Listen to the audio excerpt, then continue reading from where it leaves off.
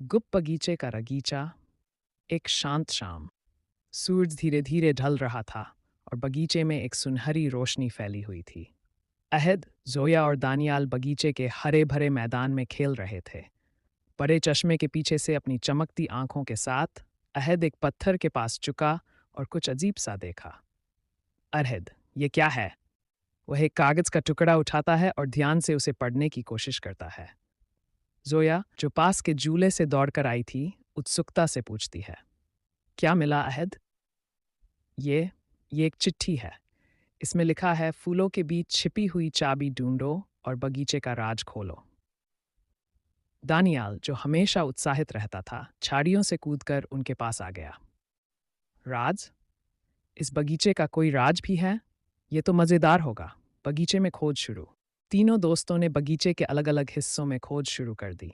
अहद, जो हमेशा सोच समझकर काम करता था, योजना बनाता है। जोया, तुम फव्वारे के पास देखो। दानियाल, तुम सूरजमुखी के पास जाओ और मैं गुलाब की झाड़ियों में खोज करता हूँ। संक्षिप्त दृष्टि, तीनों अलग अलग दिशा में खोज कर रहे हैं। हवा में पत्तों की सरसराहट और चिड़ियों की चहचहाहट सुनाई देती है। कुछ देर बाद जोया जोर से चिल्लाती है, मुझे कुछ मिला। अहद और दानियाल दौड़ते हुए उसके पास पहुंचते हैं। जोया के हाथ में एक सुनहरी चाबी चमक रही थी। अब क्या करेंगे? इस चाबी से क्या खुलेगा? ध्यान से चारों ओर देखते हुए, वो देखो, झाड़ियों के पीछे एक छोटा सा दरवाजा है। मैंने इसे पहले कभी नहीं देखा। दरवाजा और रहस्य का खुलासा। तीनों दरवाजे के पास जाते हैं। अहद चाबी को ताले में डालता है। ताला खटक की आवाज के साथ खुल जाता है। दरवाजा खोलते ही उनके सामने एक सुंदर गुप्त हिस्सा खुलता है। एक छोटा तालाब जिसमें पानी चमचमा रहा था और उसके चारों ओर रोशनी से जगमगाते फूल थे। तालाब के पास एक पत्थर की बेंच एक और चिट्ठी रखी थी।